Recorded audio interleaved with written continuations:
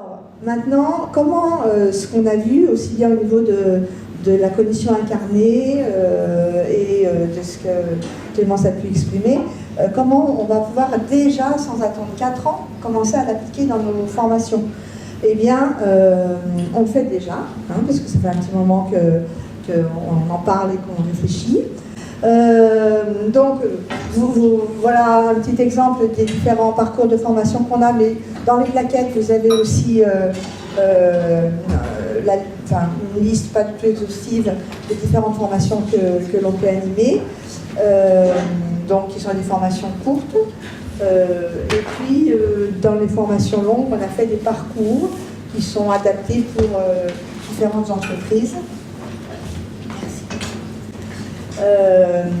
Aussi bien donc des parcours en intra-entreprise, avec une problématique qu'un client nous dit voilà, on a besoin de monter un parcours sur l'orientation client, c'est-à-dire on est tous clients les uns des autres dans l'entreprise.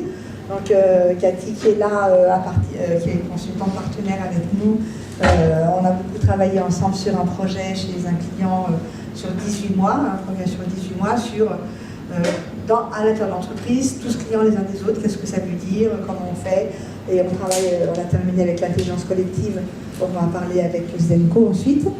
On a fait des parcours de cohésion d'équipe dans des entreprises, des parcours pour des managers, des promotions où on les suit sur plusieurs mois, voilà. Et puis on a en inter-entreprise l'Institut du management responsable, qui est donc une formation, on en est à la 6e promotion, qui dure 15 mois et où il y a un module, vous avez 9 modules et il y a un module toutes les 6 semaines à peu près, qui dure 2 jours ou 3 jours selon le thème et qui est une véritable aventure humaine et de construction identitaire sur qu'est-ce que c'est que d'être un manager responsable. Qu'est-ce que ça implique, voilà, il y a tout un travail sur l'autorité, sur le moi intime, le moi statutaire, enfin des tas de choses, mais qui sont vraiment tout un cheminement et tous les consultants qui sont chez Apsis passent par cette IMN, hein, puisque on intervient à partir du moment où on est déjà on est imprégné du contenu d'Apsis. Voilà, alors Zdenko, je vais vous présenter Zdenko Marazovic, le papa de Zena. Zdenko qui est artiste, qui est aussi universitaire et qui a aussi un parcours extrêmement intéressant auprès des sportifs de haut niveau. Enfin, il a fait des tas de choses. De toute façon, il faudrait 3 jours pour raconter sa vie, donc on va s'arrêter là et il va vous parler de quelque chose qu'on a mis en place justement dans l'intelligence collective. Parce que l'intelligence collective, c'est un grand mot, ça veut dire beaucoup de choses, mais en fait, ça veut rien dire. C'est quelque chose, c'est un résultat. D'accord? Donc, Zdenko, bon, moi j'ai travaillé avec le co-développement, l'outil du co-développement qui est un outil d'intelligence collective où on travaille à partir d'une problématique apportée par, on fait des groupes de 6 à 8 personnes maximum. Chacun amène une problématique. Le groupe va choisir une problématique en fonction de l'urgence, en fonction d'un certain nombre de choses. Et une fois que la problématique sera choisie, toutes les autres personnes, membres du groupe, vont devenir des consultants. Et donc, il y a tout un process très timé, très structuré, et qui va amener à des propositions de solutions, etc. Ben, voilà. Donc ça, c'est un outil de co-développement extrêmement intéressant. Et on a, puisqu'on travaille sur le corps, on a aussi beaucoup travaillé avec Zdenko sur un autre outil dans l'intelligence collective.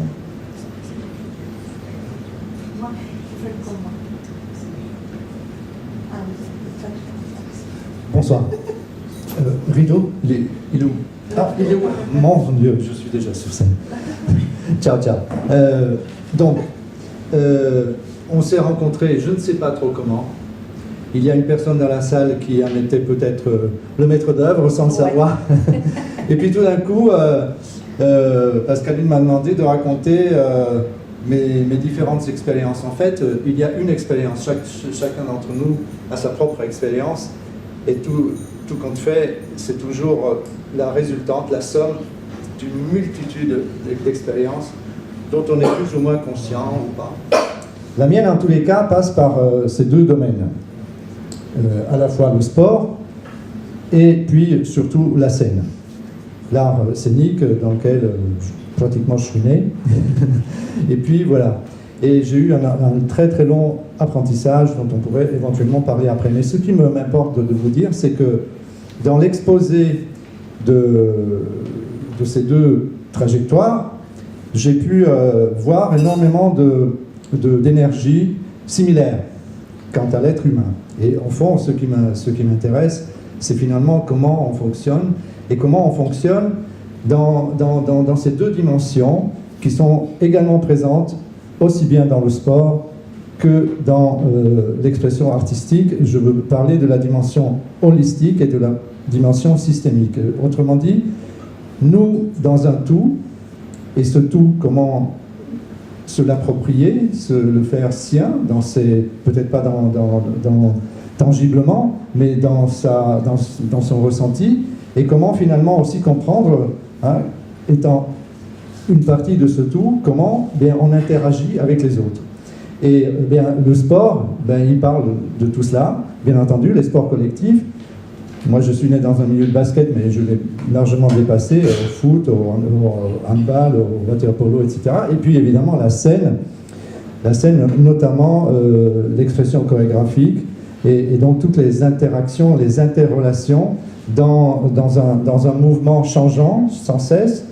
Chaque match est un nouveau match, donc imprévisible, auquel il faut s'adapter. Comment réaliser cette condition presque spontanée d'adaptation, ce ressenti de la respiration de l'autre qui nous amène pratiquement et d'une façon totalement magique à anticiper sur le geste suivant, à anticiper en cas par exemple de stress énorme sur une scène, et de trouver où le texte se perd, sans doute comme moi maintenant, mais où on trouve chez l'autre la bonne parole, le rebond.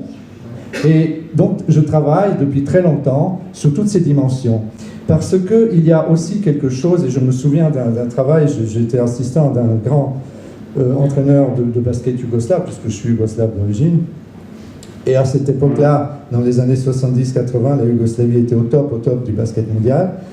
Et on avait travaillé quelque chose qu'on avait amené en France dans une relation d'échange avec l'INSEP, donc l'Institut National des Sports, dans la perception spatio-temporelle d'un enfant dans un cours de basket et puis sur scène.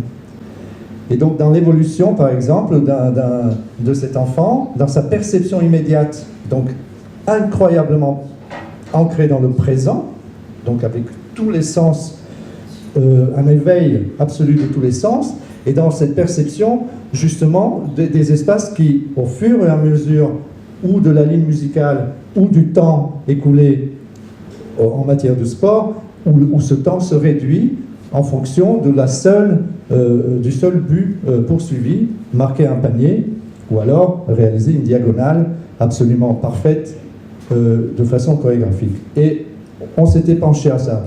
Je ne me souviens pas de tous les détails, mais en tous les cas, j'en ai peut-être gardé un écho. Et c'est cet écho que j'essaie d'explorer en relation évidemment avec Apsis, avec Pascaline d'abord, et puis avec les plus jeunes.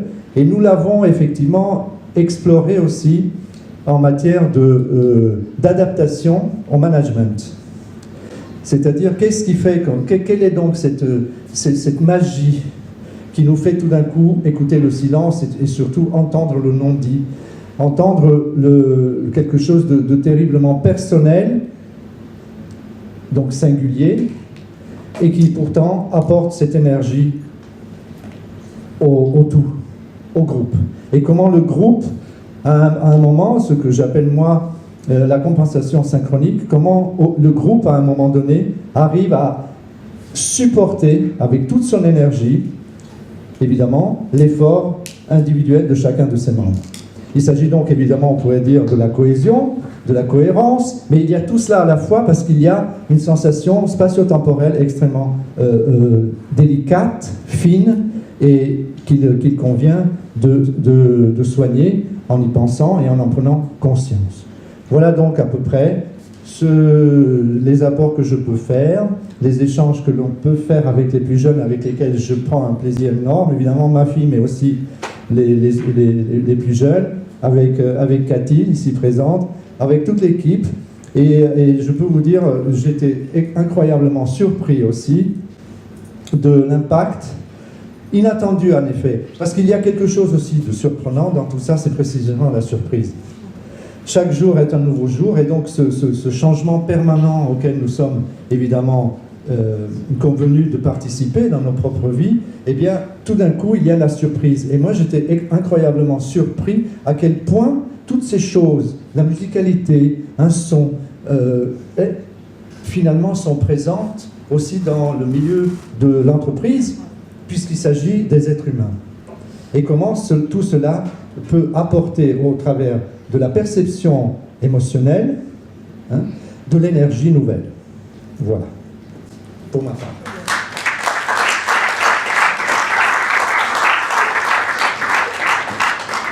Merci Denko. Donc on a fait des choses exceptionnelles. Ça paraît, c'est quelque chose qui est extrêmement compliqué à expliquer, mais à vivre c'est phénoménal, et ça a un impact dans l'entreprise de voir l'adaptabilité, enfin comment les gens, quand on leur dit on va faire des mouvements, on va travailler en mouvement, etc., ce que ça peut donner.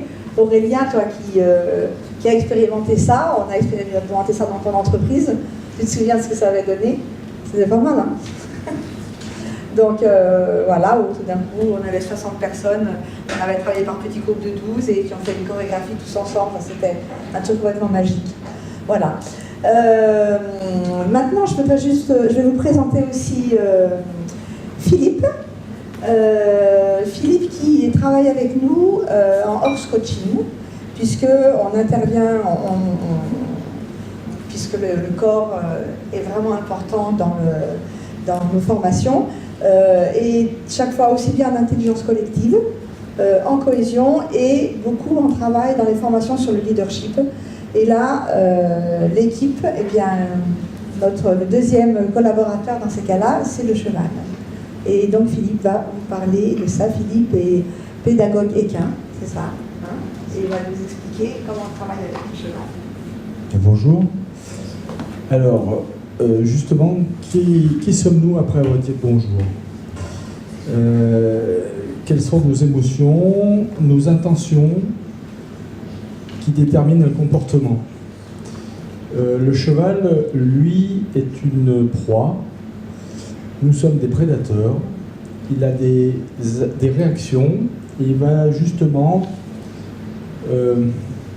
par rapport à des informations, des vibrations qu'on va interagir avec le cheval, lui va nous mettre en face de nos comportements. Et c'est très déroutant, très enthousiasmant, très étonnant. Le cheval, lui, va tout percevoir de nous. C'est vraiment du non-verbal à 100%.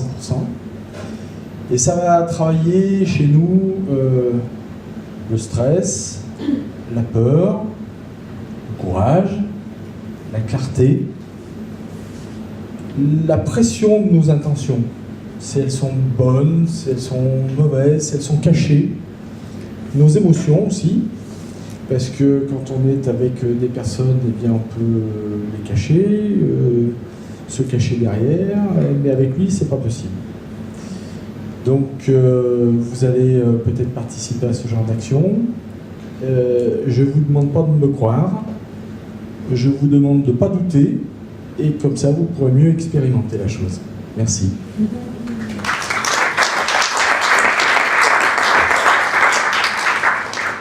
Alors c'est vrai que, merci Philippe, c'est vrai que le horse coaching, quand on en parle comme ça, moi quand on m'en avait parlé, je disais ouais, ça doit être sympa, quoi, mais je ne voyais pas bien. Mais alors quand on l'expérimente, je ne raconte pas les poils qui se dressent sur les bras partout, tellement il y a une émotion incroyable, et c'est extrêmement riche en enseignements par rapport à la posture et à l'intention. Et en fait, dans la relation, dans l'efficacité relationnelle, je ne sais pas si c'est un facteur qui va être trouvé dans le laboratoire, mais en tout cas l'intention et la posture bienveillante ont un impact absolument incroyable dans la relation avec le cheval, qui n'est qu'un cerveau émotionnel, et donc très certainement avec l'humain aussi.